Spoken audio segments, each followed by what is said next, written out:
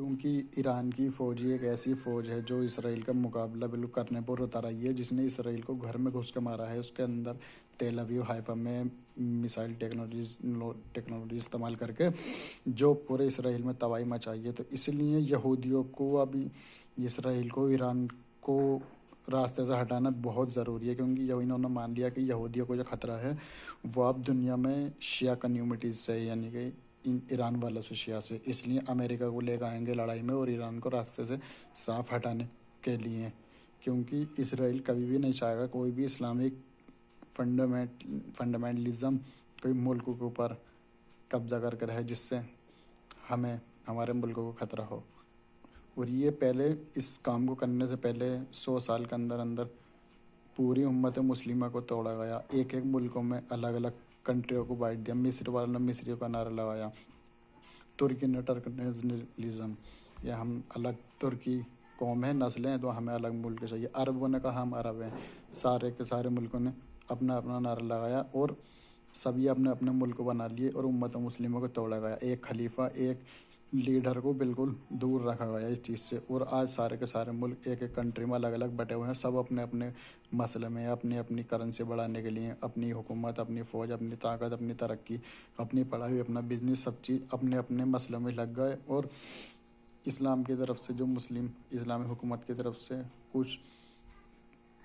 ایسا نہیں کیا گیا ہے جس سے اسلام کے طریقے چلا جائے، سب اپنے اپنے مسئلے میں لگ گئے، امت مسلمہ کو توڑ کر رکھ دیا۔ اور جو کوئی سا بھی لیڈر ہوا جو بھی اسرائیل کے خلاف اگر اٹھا گا تو یہ اپنے راستے سے ہی ہٹا دیں گے۔ کوئی بھی جو بھی اگر لیڈر اٹھا مسلمان کنٹریوں میں سے، کوئی جس نے امت مسلمہ کو ایک کیا، تو یہ اسرائیل والے اس کو بالکل راستے سے ہٹا دیں گے۔ لیبیا کے غدافی کو کرا، جنہوں نے عرب کو اور مسلمانوں کو ایک کرنا چاہا، ان کو ہٹا دیا، راستے سے قتل کر دیا۔ شاہ فیصل کو جنہوں نے عرب کو اکٹھا کرنا چاہا، سب کو ساتھ میں لانا چاہے اور امت مسلموں کو اکٹھا کرنا چاہا، اپنے ساتھ لینا، تو ان کو قتل کر دیا۔ صدام حسین کو قتل کر دیا۔ اور جو بھی، اور اب یہ ایران کے جو پرائم منسٹر، جو ہیلی کاپٹر جو ان کو کریش ہوا ہے،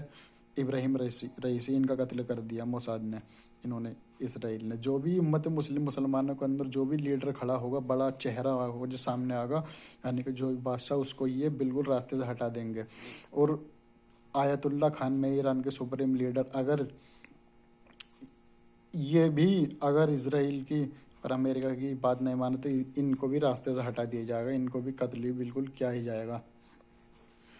اگر ایسے ہی حالات رہے ایران اور اسرائیل کے، کیونکہ انہیں ہر صورت مسلم کنٹریوں پر حکومت کرنی ہے، لڑنا ہے، انہیں ختم کرنا ہے۔ لیبنان، شام جو ہے، یہ اس کچھ ٹائم کے بعد میں دیکھنا، اس ٹائم 2025 نومبر ہے، کچھ ٹائم کے بعد میں اسرائیل اپنا دعویٰ کرے گا سیریا کی جگہ، لیبنان کی جگہ، جارڈن کی جگہ، یہ میری جگہ ہے۔ ابھی عراق نہیں جنگ میں، تم دیکھنا عراق تک جنگ میں آئے گا، عراق پہ بھی حملے ہوں گے اسرائیل کی طرف سے۔ پورا اس کو، جس کو یہ اپنا گریٹر اسرائیل کہتے ہیں کہ ہمارا پورا گریٹر اسرائیل ہے، اب یہاں یہ سب کو اپنا بنائیں گے، یہ سب چیز کو اپنا۔ اگر رجب طیب ایردوغان بھی ان کے خلاف جاگا اسرائیل کے، یہ رجب طیب ایردوغان کو بھی راستے سے ہٹا دیں گے۔ اور ترکی کی اور کردوں سے مظلوم ابدی جو سیریا کا نئے پرائم منسٹر کے جس کے حالات ہیں، اگر وہ بنا تو ترکی اور کردوں کی لڑائی تو بالکل بہت بڑی ہونی ہے ہی، بہت قتل و غارت ہوگی اس میں۔ اور مصر اور جارڈن، مصر کی بھی بربادی، پوری طریقے سے بربادی ہونی ہی ہے، مصر بھی بہت برے حالات کی طرف کو جائے گا۔ اور مسلم لیڈر کی جو بات کی میں نے، جو بھی مسلم لیڈر کھڑا ہونا چاہتا ہے، جو ابھر کے آتا چہرہ مسلمانوں کو، اس کو بالکل راستے سے ہٹا دیتے ہیں یہ اسرائیل والے۔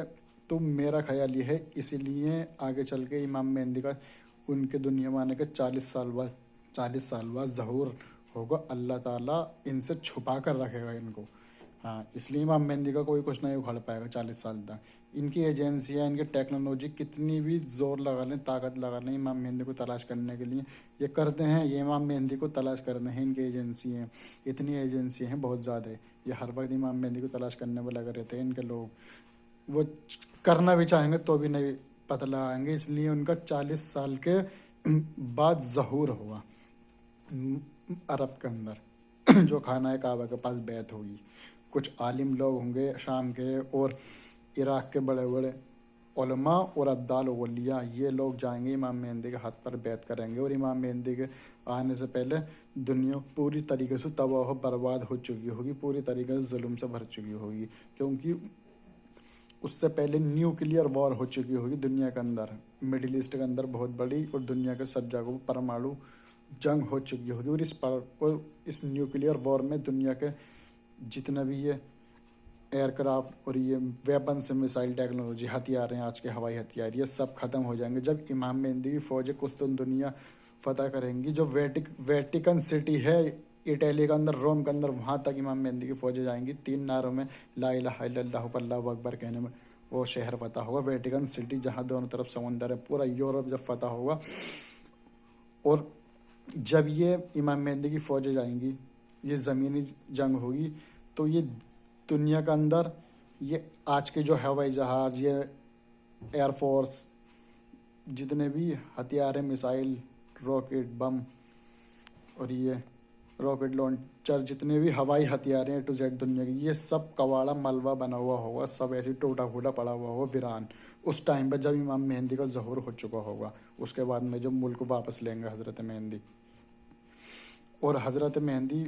मुल्कों को वापसी लेंगे, तो सब कवाड़ा ऐसी पड़ा हो। इससे पहले तीसरी जंग अजीम हो चुकी होगी बहुत बड़ी, जिसको तीसरी आलमी जंग कहा गया है हदीस में, अल मलहमतुल उज़्मा।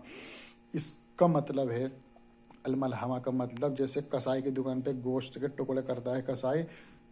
तो अल मलहमतुल उज़्मा में इस तरीके से गोश्त के टुकड़े होंगे, यानी कि ये हदीस तरफ इशारा करती है, जैसे गोश्त के टुकड़े उड़ते हैं ऐसे ही तीसरी जंग अजीम में इंसानों गोश्त के टुकड़े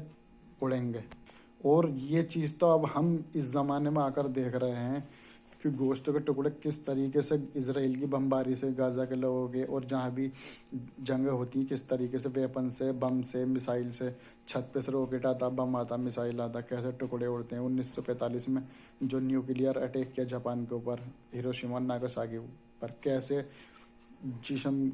जिसमें के टुकड़े निवाला होगा लोगों न्यूक्लियर से, ये वेपन से जो है बारूदी वेपन। तो ये वो जंग होगी तीसरी जंग अजीम, जिसमें दुनिया के सारे वेपन्स इस्तेमाल होंगे।